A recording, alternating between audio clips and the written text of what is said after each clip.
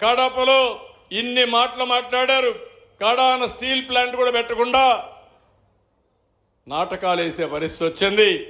నేను వస్తానని ఆ స్టీల్ ఫ్యాక్టరీ కూడా రాయలసీమ స్టీల్ ఫ్యాక్టరీ కడపలో తెచ్చే బాధ్యత, దాన్ని పూర్తి చేసే బాధ్యత ఈ ప్రభుత్వం ఉందని చెప్పి మరొకసారి హామీ ఇస్తున్నా.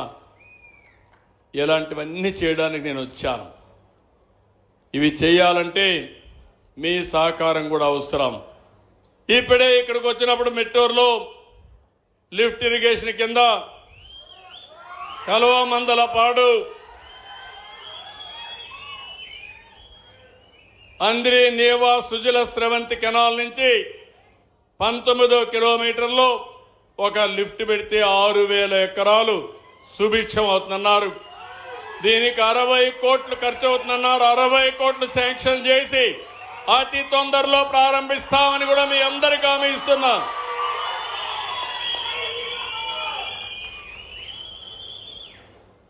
అదే మరి ఇక్కడ ఒక మోడల్ స్కూల్ కావాలన్నారు. ఒక హాస్పిటల్ని అప్గ్రేడ్ చేయమన్నారు. నియోజకవర్గానికి ఎట్లా ఒకటి చేస్తున్నాం. ఇంకో పక్క శ్రీశైలం జీవో కూడా ఒకటి ఉంది. దానిపైన మీ అందరికీ న్యాయం చేయాలని చెప్పి కూడా రిక్వెస్ట్ చేశారు. కానీ నేను అవన్నీ చేయాలనుకుంటున్నాను. కానీ నా దగ్గర కూడా ఖాళీ గల్లా పెట్టి చూస్తే ఖాళీగా ఉంది. మీ ఆశలు ఆలోచనలు ఎక్కువగా ఉన్నాయి. నేను ఏదైనా చేసేయగలుగుతానని మీరు ఆలోచిస్తున్నారు. కానీ నాకు కూడా కొంత సమయం కావాలి. నేను కష్టపడేది మీకోసం. నా కష్టమంతా కూడా రాత్రింబగళ్ళు కష్టపడతా, ఆదాయాన్ని పెంచుతా, పెంచిన ఆదాయాన్ని మళ్ళీ పంచుతా, మిమ్మల్ని ఎక్కడా అన్యాయం చేయను. అందుకే నూతనమైన ఆలోచనలు చేశాను. ఈ రాష్ట్రంలో జీరో పావర్టీ ఉండాలని. ఈరోజు మీరు చూడండి, నేను 4,000 రూపాయలు పింఛను ఇస్తున్నాను. ఇంకో పక్క 6,000 రూపాయలు పింఛను ఇస్తున్నాను. కిడ్నీ పేషెంట్ ఉంటే 10,000 ఇస్తున్నాను. బెడ్కే పరిమితం అయితే 15,000 రూపాయలు ఇస్తున్నాం. వీటికన్నిటికి కూడా కొంత డబ్బులు కావాలి. ఇవి కావాలంటే ఎక్కడికక్కడ మనం కూడా ఆదాయం పెంచుకోవాలి. ఒక ఇల్లు కట్టాలంటే ఎన్ని రోజులు పడుతుందో మీరు ఆలోచించండి.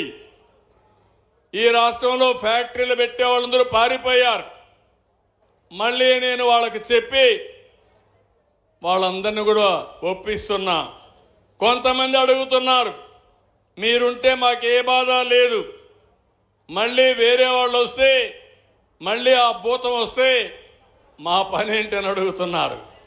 నేను ఒకటే చెప్పాను, ఆ భూతాన్ని రాజకీయంగా సమాధి చేసే బాధ్యత, భూస్థాపితం చేసే బాధ్యత మా ప్రజలది. మీరు నమ్మండి, మీరు రండి, పెట్టుబడులు పెట్టండి. మీరు పెట్టుబడులు పెడితే మీ పెట్టుబడులకు భరోసా ఇచ్చే బాధ్యత నాదని చెప్పాను. నిలబెడతారా అని మిమ్మల్ని అడుగుతున్నా.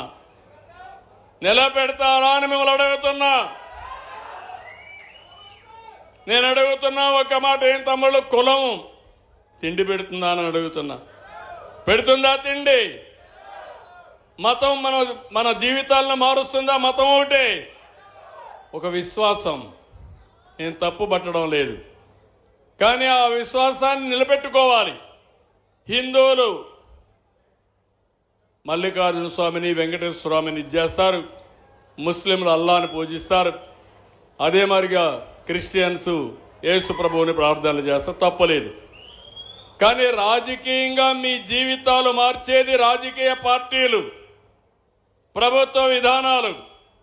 ఈరోజు మీరు చూడండి, 5 సంవత్సరాలు ఈ రాష్ట్రంలో ప్రతి ఒక్కరు కూడా భయంగా బతికారు. నేను ఎక్కడ పోయినా మీ ముఖంలో ఆనందమే కనపడేది కాదు, చిరునవ్వే కనపడేది కాదు. ఇప్పుడు ఎవరిలో చూసినా స్వాతంత్రం వస్తే ఎంత ఆనందంగా ఉంటారో అంత ఆనందంగా ఉన్నారు మీరందరూ. అవునా కాదా అని అడుగుతున్నా. నేను ఒక యజ్ఞం చేస్తున్నాను, అభివృద్ధి యజ్ఞం. దీనికి నీళ్లు ఇవ్వాలి, పెట్టుబడులు రావాలి, ఇన్ఫ్రాస్ట్రక్చర్ అభివృద్ధి కావాలి. మన పిల్లలకు చదువు బాగా చెప్పాలి, వీళ్ళందరి జీవితాలు బాగు కావాలని నేను ఒక యజ్ఞం చేస్తున్నా. కొంతమంది రాక్షసులు ఈ యజ్ఞాన్ని భగ్నం చేసి ఈ ఫలాలు మీకు అందకుండా చేయాలని ఆలోచిస్తే ఏం తమ్ముళ్ళు, ఇది నా ఒక్కరి బాధ్యత, మీరు కూడా కలిసి కాపాడతారా లేదా అని మిమ్మల్ని అడుగుతున్నా.